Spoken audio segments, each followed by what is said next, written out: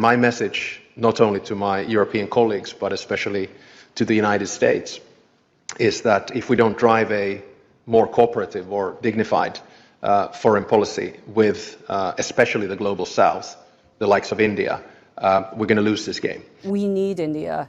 It's just a fact. We can't fight them alone in Asia Pacific. Modi से पंगा लेकर बड़ा भारी पड़ गया है। फिनलैंड जो नाटो का सदस्य देश है, उसके राष्ट्रपति स्टब ने चेतावनी दी है कि अगर यूरोप और अमेरिका ग्लोबल साउथ और भारत के प्रति ज्यादा सम्मान और सहयोग नहीं दिखाते हैं तो इसका खामियाजा अमेरिका को ही भुगतना होगा। He's the head of a major democracy, the most populous democracy in the world. 5 या 50 billion, sorry, correct me the figures, billion market release कर दिया है डॉलर्स। अब ये सोना खरीदते जा रहे हैं और पूरी की पूरी भारत की जनता हमारे पीछे पड़ गई है। When you see people like Narendra Modi attending too, what do you make of his attendance? Well, there's a lot of bad news here. Moody's Analytics ने चेतावनी दी है कि अमेरिका गहरी मंदी की ओर आगे बढ़ रहा है। I think this meeting is highlighting a major challenge for the Trump administration. अब खुद ही उनके पास मिन्नतें करते हुए जा रहा है कि भाई हमें साथ रखो, हमें अलग ना करो, हमने वो जो सरपिरे में आके बयान दे दिए उनको सीरियस ना लो। Donald Trump now sent India back toward Russia to grow closer to China. I think the real news here is Prime Minister Modi of India and his embrace of Vladimir Putin. That's a clear signal to the United States. नमस्ते दोस्तों, जय Hind. Hindustan special में आपका स्वागत है दोस्तों। Finland के राष्ट्रपति एलेक्स स्टब ने अमेरिका को चेतावनी देते हुए कहा कि अगर हमने भारत के साथ सम्मानजनक दोस्ती नहीं की तो हम यह गेम हार जाएंगे। फिनलैंड के राष्ट्रपति का यह बयान उस वक्त आया जब चीन में मोदी को जिनपिंग और रूस के राष्ट्रपति व्लादिमीर पुतिन के साथ देखा। फिनलैंड के राष्ट्रपति ने अपने बयान में पश्चिमी देशों को चेतावनी दिया कि अगर उन्होंने ग्लोबल साउथ और भारत के प्रति ज्यादा सहयोगी और गरिमापूर्ण विदेश नीति नहीं अपनाई तो उनका प्रभाव कम हो सकता है। फिनलैंड के राष्ट्रपति एलेक्स ने कहा कि वर्तमान समय में पश्चिमी दुनिया पुराने ग्लोबल ऑर्डर के अवशेषों को बचाने की कोशिश में व्यस्त है, जबकि नई राजनीति और आर्थिक शक्तियां तेजी से उभर रही हैं। उनका यह बयान दिखाता है कि भारत के खिलाफ डोनाल्ड ट्रंप ने 50% टैरिफ लगाए, उससे वो बिल्कुल भी खुश नहीं है। फिनलैंड के राष्ट्रपति एलेक्स के बयान से साफ पता चलता है एससीओ में शक्ति प्रदर्शन से पश्चिमी देशों में बेचैनी है। वो अमेरिका को चेतावनी दे रहे हैं। मोदी से पंगा लेकर बड़ा भारी पड़ गया है। एक तो इंटरनेशनली इन्होंने 5 या 50 billion, sorry, correct me the figures, billion market release कर दिया है डॉलर्स। अब ये सोना खरीदते जा रहे हैं और पूरी की पूरी भारत की जनता हमारे पीछे पड़ गई है।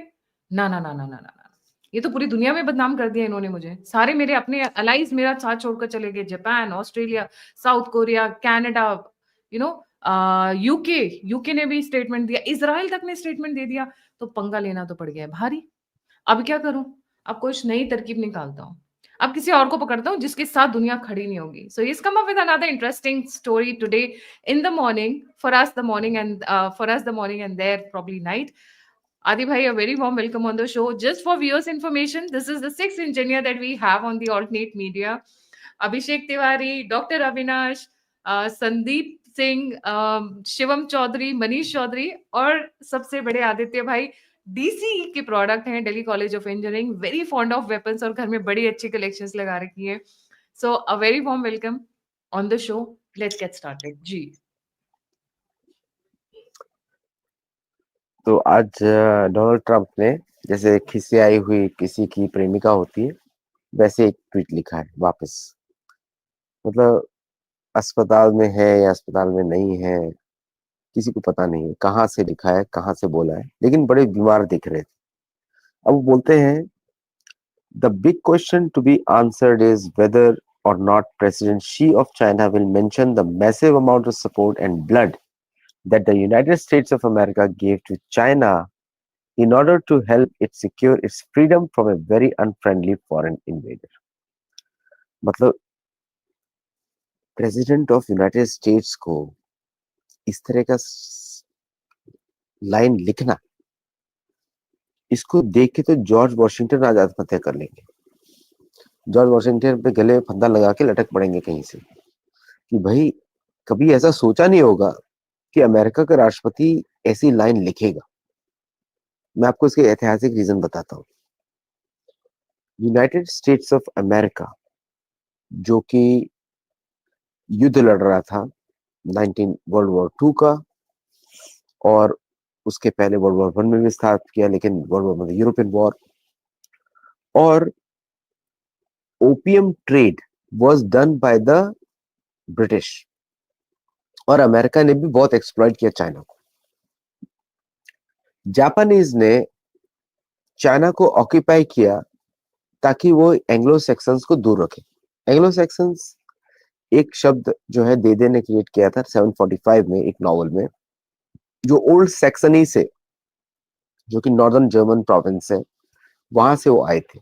ये टर्म अनाउंस किया था। आंग्लेस वाज अ पुराना नाम इनका। आंग्लेस, आंग्लेस मतलब सनातनी, एक्चुअली वो स्वास्तिका की पूजा करते थे। तो ये वही ब्रीड है जर्मन ओल्ड सेक्सनी की। लेकिन अभी तो ये सारे मलेशिया, यवन, पता नहीं क्या क्या बन चुके हैं। इनकी तो ब्रीड का भी पता नहीं कि कहाँ से इनका ब्रीड है। बट ये जो फर्स्ट लाइन है हिस्टोरिकली इनएक्यूरेट।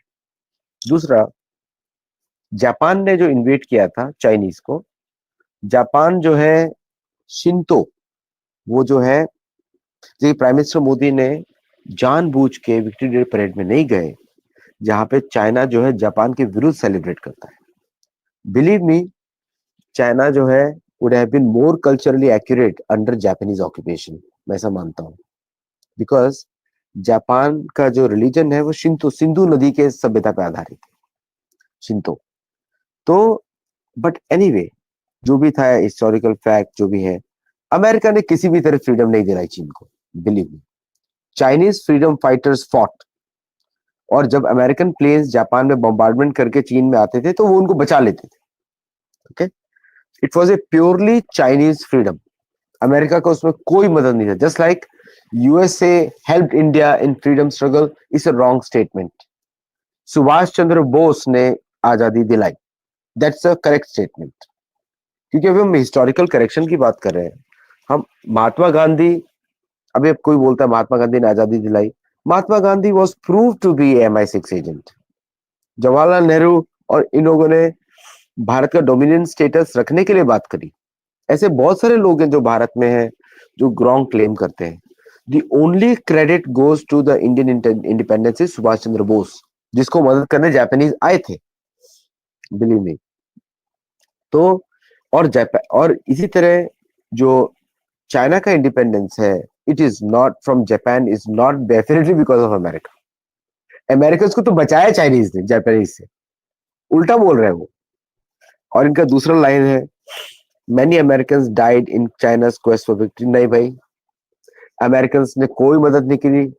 अमेरिकन ने तो उल्टा ओपियम वॉर बढ़ाने की कोशिश करी। उन्होंने सोचा कि चाइनीज लैंड को ऑक्यूपाई करेंगे, राइट? ये अमेरिकन का प्लान था। चीन का ही एक पार्ट नॉर्थ कोरिया है, बाय द वे।